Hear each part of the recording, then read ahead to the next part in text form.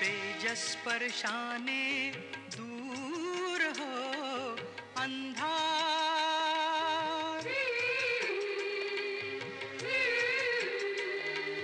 जैसा मुळांचा वृक्षा असे आधार,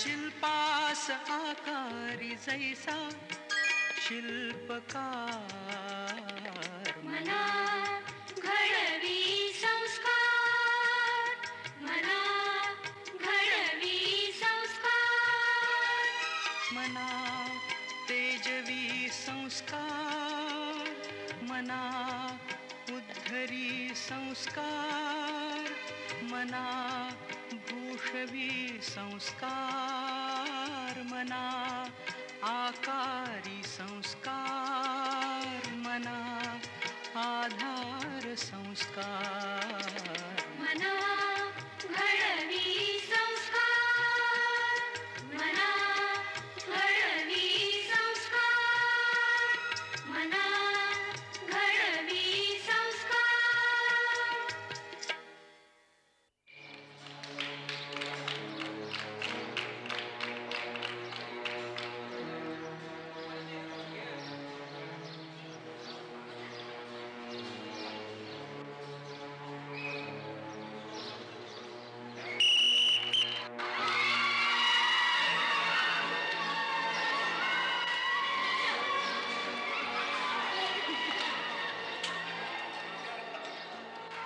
सर, आमचे मेन प्लेयर नाटकात अडकले म्हणून, नाहीतर शिकवलं असतं त्यांना.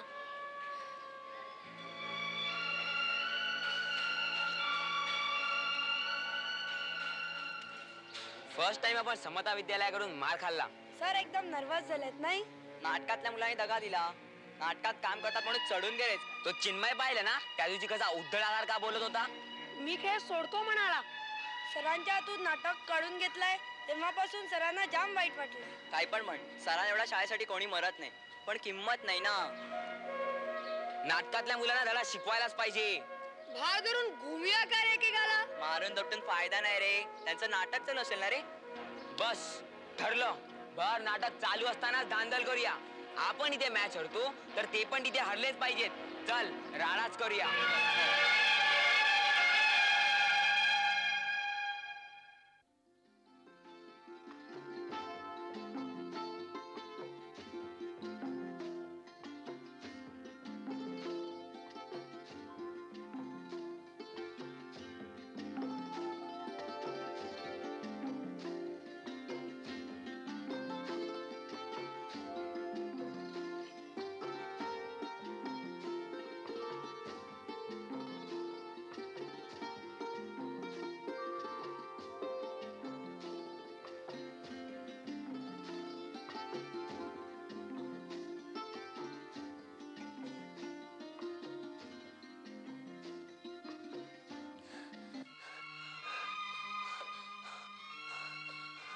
मला पाणी हवंय, पाणी.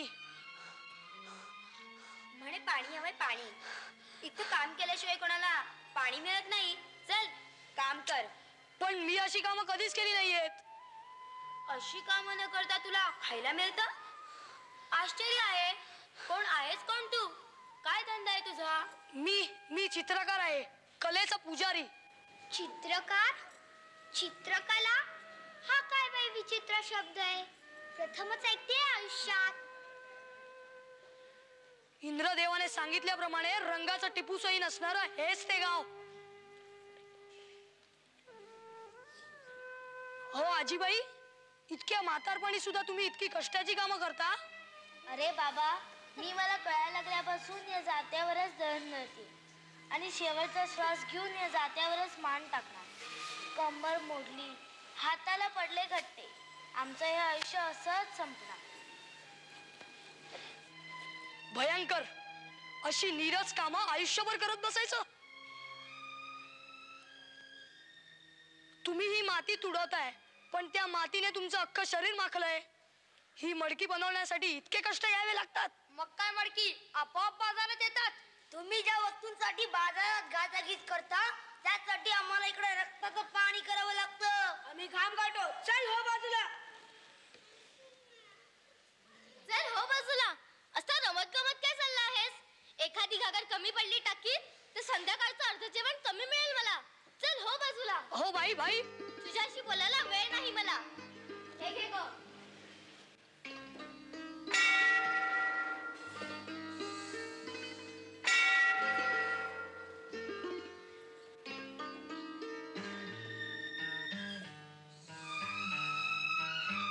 हे सगळे लोक गेले कुठे?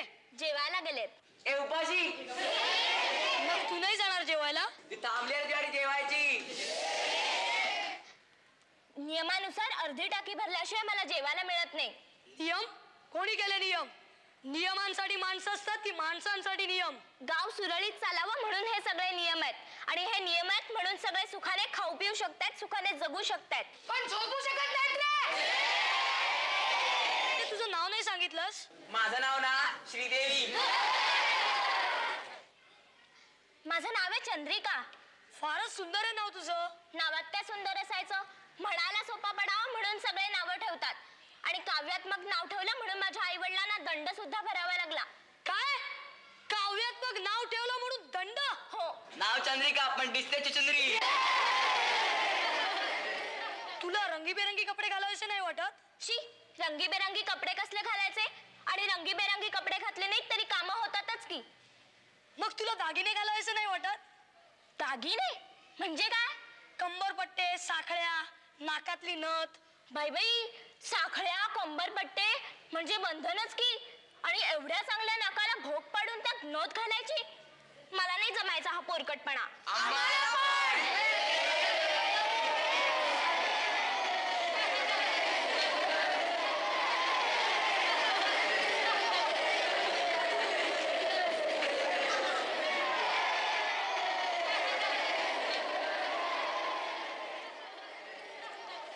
एक मिनिट शांतता, जरा शांत राहायचं सगळ्यांनी. हे पहा, मगापासून प्रेक्षकात बसून एक परीक्षक म्हणून मी हे नाटक पाहते. ही मुलं इथं खूप छान नाटक करतायत. पण काही विघ्न संतोषी मुलं प्रेक्षकात बसून त्यांची टिंगल करतायत, त्यांना खूप त्रास देत आहेत.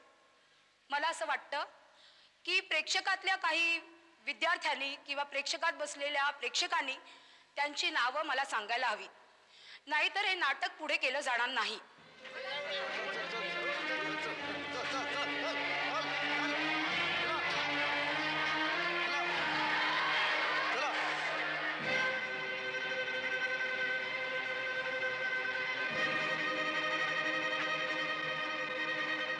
आता तुम्ही सांगा, या मुलांना काय शिक्षा करायची?